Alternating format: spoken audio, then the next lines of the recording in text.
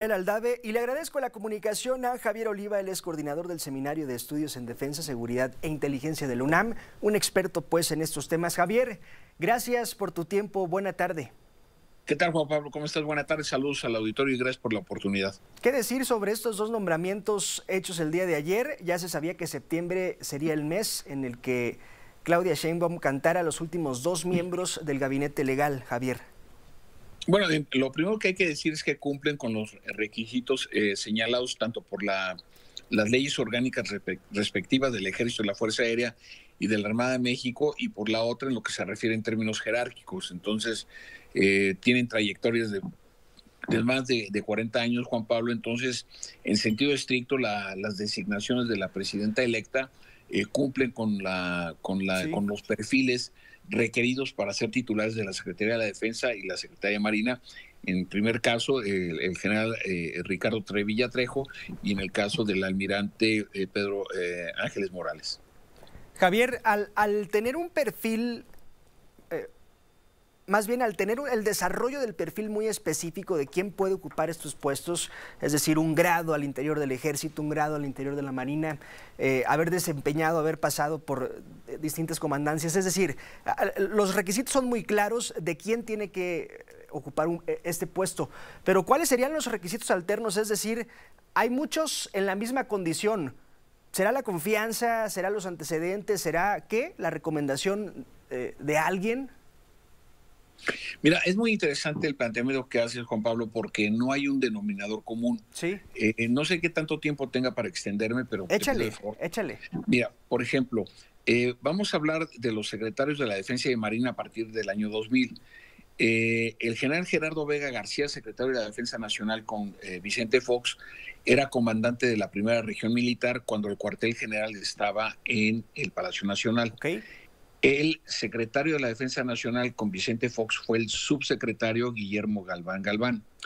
El secretario de la Defensa Nacional con Enrique Peña Nieto fue el oficial mayor Salvador Cienfuegos Cepeda.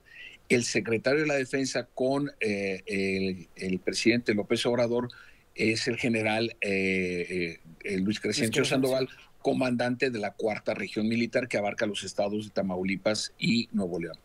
Y en esta ocasión, el general Ricardo Tevilla Trejo viene de ser, bueno, todavía sigue siéndolo hasta el 1 de octubre, el jefe del Estado Mayor Conjunto. Entonces no hay ningún denominador común, excepto que sean generales de división en el activo. Pasemos a la Armada de México. El almirante Peirot era vicealmirante y el presidente Vicente Fox lo asciende el 1 de enero, publica el decreto en el Diario Oficial de la Federación y lo nombra secretario de Marina. El secretario de Marina con el presidente Calderón es Sí. el almirante Sainés, que era el subdirector de Banjército y estaba en la ruta del retiro. El secretario de Marina, el almirante Vidal Soberón Sanz, venía de ser el secretario particular del almirante Sanz, y el presidente Peña Nieto lo nombra y lo designa Ok. 20 días después secretario de Marina. Y en esta ocasión el almirante Raúl Ojeda Durán era el inspector de la Armada de México, el más antiguo en la lista de prelación, y lo designan secretario de Marina. Y en esta ocasión es Sí. el almirante Pedro Ángeles Morales, y que es el responsable de la construcción del canal transísmico. Es decir, no hay un denominador común, hay un extendido prejuicio que a Ok. mí me parece que es más rayano a la ignorancia de que hay una terna y todas estas especulaciones, pero es que hay que dedicarse, y lo digo con toda franqueza, a estudiar y analizar la dinámica de las élites Claro. militares del país y sus relaciones con el poder político. Javier Oliva, ¿se le pedirá recomendación al secretario en turno, a los secretarios en turno? Sí, sí, sí, usualmente desde luego que sí se hace, por supuesto, y que quién les parecería el mejor perfil, en fin, para... Ahora, esta especulación de que si forman parte del mismo grupo, pues desde luego que sí, pues son militares que tienen 30, 40 o más años de conocerse. Sí.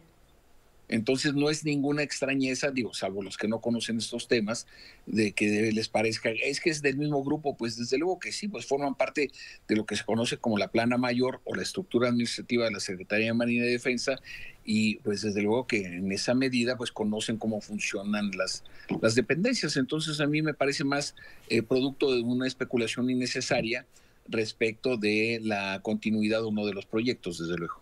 Sí, de cómo es que se selecciona al interior de la Secretaría de la Defensa Nacional, es decir, pareciera haber muchos mitos alrededor de la selección de ambos funcionarios y más allá de los mitos, Javier, hablando específicamente de la Sedena, el general Trevilla tendrá muchísimas responsabilidades, muchas más de las que comúnmente tendría la Secretaría de la Defensa Nacional, entre ellas la gran responsabilidad de dirigir la gran Policía Federal, la única policía, la Guardia Nacional, la policía del gobierno federal, Javier. Bueno, esto de acuerdo a los planteamientos que se tienen para la agenda legislativa. Estaba leyendo y me estaba preparando para esta entrevista, Juan Pablo, se tendría que modificar la Constitución en 11 artículos para que la Guardia Nacional esté bajo la jurisdicción de la Secretaría de Defensa Nacional. Yo, y públicamente lo hice, desde el principio argumenté que la Guardia Nacional desde el principio debía estar en la Guardia Nacional, pero por una serie de negociaciones políticas, presupuestos, en fin, se envió a la Secretaría de Seguridad y ahora viene todo este proceso que a mí me parece un tanto de desgaste político innecesario para que la Guardia Nacional esté bajo la responsabilidad, ahora sí, del Estado Mayor Conjunto, donde estará el Ejército Mexicano, la Fuerza Aérea Mexicana y la Guardia Nacional. Javier, aprovechando que ya estamos en el tema, ¿cuál crees que tendría que ser el cambio, la urgencia inmediata al interior de la Guardia Nacional para que comience a funcionar a partir de lo que se legisle? Porque este asunto sigue estando en comisiones, pero entiendo, así ha funcionado. La Sedena ha mandado a la Guardia Nacional, solo que ahora se pretende meter en la Constitución para que sea, ahora sí que esté escrito, pues. Bueno, mira, indudablemente el primer cambio que tendría que hacerse desde mi punto de vista, bueno, más que cambio sería un ajuste, porque todas las políticas y programas se tienen que ajustar, revisar y aplicar, y en ese sentido, cómo pueden servir mejor para los objetivos de cada plan de gobierno. En el caso de la Guardia Nacional tendría que ver con un problema muy importante, un desafío más que un problema, corrijo, un desafío que es la doctrina, ¿no? Es decir, ¿cuál es la misión de la Guardia Nacional en contraste con cuál es la misión de las Fuerzas Armadas? No obstante que forme parte de la propia estructura militar, que sucede en muchas democracias, ¿no? Que a mí me parece que no se ha argumentado de manera consistente, como sucede en la Policía Nacional de Colombia, la Gendarmería Nacional en el caso de Francia, la Guardia Civil en el caso de España, en fin. Es decir, no queda claro cuál es el objetivo de la Guardia, a diferencia del Ejército. Desde luego que es la seguridad pública. Sí. Indudablemente que es una fuerza de contención, pero aquí el problema también es que Morena cercenó, y lo digo con toda claridad, cercenó en los ejercicios fiscales 2021 y 2022 presupuestos dedicados a la seguridad pública municipal y estatal.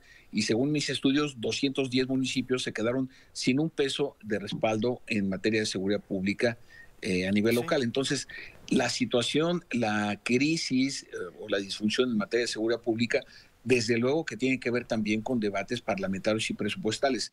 Y entonces, ¿quiénes tienen que sacar la cara? La Guardia Nacional y las Fuerzas Armadas, que me parece ahí es donde el poder civil está faltando, por lo menos al final de este sexenio. Correcto. Javier Oliva, te agradezco tu tiempo y tus apuntes. Muchas gracias. Un gusto. Igualmente, gracias, Juan Pablo. Gracias, es Javier Oliva, coordinador del Seminario de Estudios en Defensa, Seguridad e Inteligencia de la UNAM. Ya lo escuchó usted, toda una enciclopedia respecto a temas relacionados a la seguridad pública, relacionados a la Sedena y a la CEMAR. Ricardo Trevilla, el general Ricardo Trevilla, será pues el secretario de la Defensa Nacional en el gobierno de Claudia Sheinbaum, y el almirante Raimundo Pedro Morales será el secretario de la Marina. Voy a la pausa.